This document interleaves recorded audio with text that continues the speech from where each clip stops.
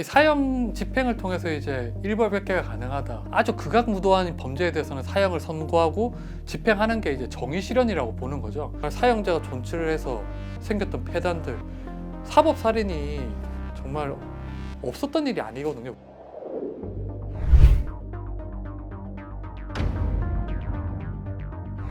국가재판단팀에서 이미 보도를 했는데 저기 사형제의 존치 필요성에 대해서 굉장히 의견서에 상세하게 써 있어요.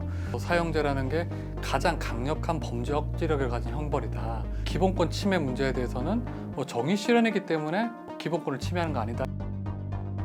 그 문재인 대통령 같은 경우에는 이제 대선 후보 당시에 사형제 폐지 소신을 밝혔어요. 저는 사형제도 폐지해야 한다고 생각합니다. 사형 집행을 안 하니까 흉악범이 너무 날때요. 그러나 사형제도라는 것이 그런 흉악범을 억제하는 효과는 없다는 것이 지금 다 실증되고 있지 않습니까? 그렇지 않죠. 그 소신을 이제 지속적으로 유지할 줄 알았는데 이번 법무부에서 의견서를 제출한 걸 보면 소신을 굽힌 걸로 볼 수 있죠. 아마 그거는 이제 그 의견서의 곳곳에 보면 여론이란 단어가 있어요. 그 여론을 이제 의식해서 아무래도 이런 의견서를 내지 않았나 이렇게 생각을 합니다.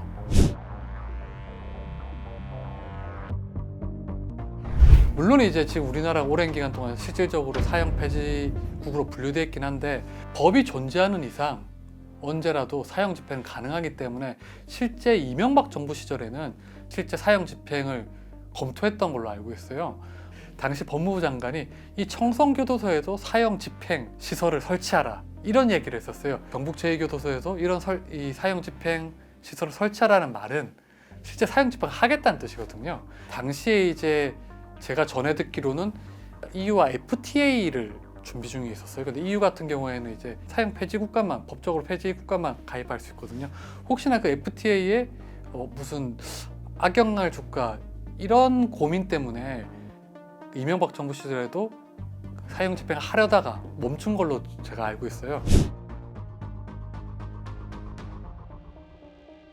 그때 항소심 공판이었어요. 1심이 끝나고 2심을 선고하는 데였는데 당시에 이제 결심이 끝나고 이제 선고 공판하는데 제가 갔었는데 그때 이제 그 법원의 그 항소심의 부장 판사가 사형 선고를 했어요. 근데 그때 제가 기억하기로는 제가 그 피고인인 강호순보다 그 선고를 내렸던 판사를 굉장히 이제 세밀하게 봤던 것 같아요. 왜냐하면 강호순은 워낙에 이제 표정이 없었어요. 그래서 제가 이제 그 선고가 끝난 다음에 그 부장 판사를 만나러 갔었죠.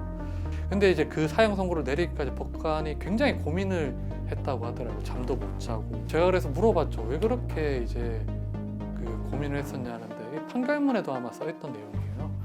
이 전지구보다 소중한 했던 생명을 앗아간 사람에 대해서 사형 선고를 내리는 건 당연한데 이 강호순 역시 하나의 생명이 되니까 이걸 선뜻 사형 선고를 내리기가 힘들었다는 거죠. 그 말을 듣고 이제 굉장히 저도 고민을 했었던 것 같아요. 그리고 이제 항소심이 끝난 다음에 강호순 검찰도 상고를 하지 않았어요. 결국 이제 그 판사가 이제 사형을 확정 판결을 내린 판사가 됐어요. 그리고 이제 나중에 몇 년 뒤에 TV를 보는데 그 부장 판사가 사형제 폐지에 앞장서고 있었어요. 그 법관이 인권위원장을 했었어요. 지금 국가인권위 같은 경우에 사형제 폐지를 앞장서고 있으니까 지금보다 전에 이제 국가인권위원장이 됐었는데 그 사람이 이제 국가인권위원장 시절에 굉장히 사형제 폐지에 앞장섰었어요. 그게 굉장히 이제 사회에 이제 시사하는 바가 크다고 저는 봐요. 왜냐하면 그 사람도 사형을 선고했던 또 사형 확정 지었던 법관이었는데 과연 국가에게 우리가 이런 생명을 박탈할 수 있는 권한을 줬냐, 그리고 그 생명을 박탈할 때 당연히 필요한 게 법관의 선고고 나중에 이제 법무부 장관이 집행을 명령하긴 하지만 그런 게 과연 이제 우리가 위임할 수 있는 거냐, 생명권, 생명의 박탈권을. 그래서 이제 그 법관도 나중에 국가인권위원장이 돼서 사형제 폐지를 앞장서지 않았나 이렇게 생각을 하고 있어요.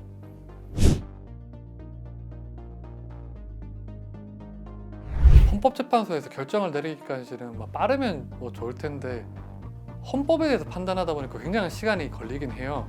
사형자 같은 경우는 국가의 어떤 형사사법 시스템에 큰 영향을 줄 수 있는 큰 사안이에요. 예를 들어 헌법재판소에서 위헌을 선고했을 경우에는 굉장히 이제 공백 상태가 생길 수 있죠. 예를 들어 지금 사형수 같은 경우에는 60여 명 정도 남아 있는데 만일에 헌재가 위헌을 선고한다면 이 사형이 확정된 사람들에게 대한 어떻게 해야 되냐 이런 문제가 발생할 수 있기 때문에 고민할 수 있는 지점이 굉장히 많아요. 그래서 헌법재판소가 사형제의 어떤 위헌성 여부를 판단하기까지는 아직 시간이 좀 더 남아 있을 것 같아요. 아마 연말 전에는 선고하지 않을까 이렇게 짐작은 해봅니다. 그래서 사형제를 폐지를 할 때는 국회에서 나서서 주는 게 가장 좋아요. 왜냐하면 이미 확정된 사형수들이 있으니까 이 사형수들을 어떻게 해야 되나, 어떤 형벌로 대체해야 되냐 이런 걸 특별법을 통해서 이제 하면 굉장히 이제 좀 헌재가 결정하는 것보다 손쉽게 갈 수 있는데 항상 이제 국회가 그랬던 것 같아요. 사실 사형제에 대해서는 폐지 여론은 보다는 존치 여론이 압도적으로 높죠.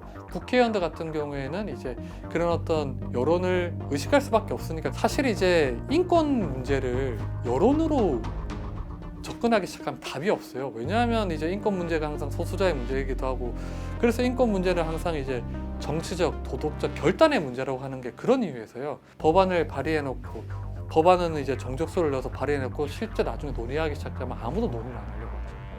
굉장히 형식적으로 그치려고 하죠. 이런 문제일수록 이제 국민들을 설득하고 정말 사형제가 존치를 해서 생겼던 폐단들, 사법살인이 정말 없었던 일이 아니거든요. 우리나라에서도 계속 사법살인이 일어났는데도 이런 거에 대해서는 설명하려고 하지 않고 정말 이제 여론만 의식해서 이 여론도 정말 설득할 생각도 없이 그래서 정말 무책임하게 있는 거죠.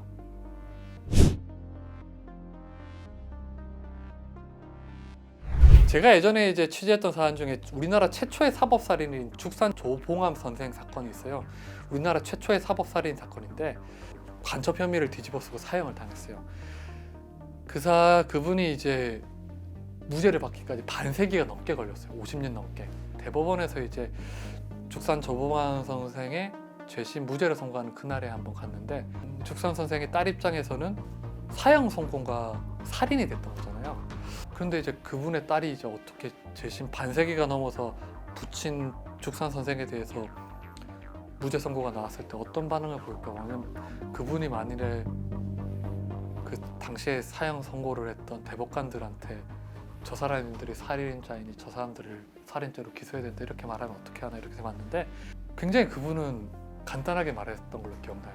다시는 이런 일이 반복되지 않길 바란다고 했던 것 같아요. 이런 일이 없어야 되죠. 예, 어느 세상에도 밉다고 정적을 이렇게 없애버리다든지 이런 일이 없어야 돼요. 죽산 선생의 딸이 만일에 이제 말 그대로 응보나 이런 거 원했다면 어떻게 됐을까요? 한번 그런 점에 대해서 한번 생각해 봤으면 좋겠어요.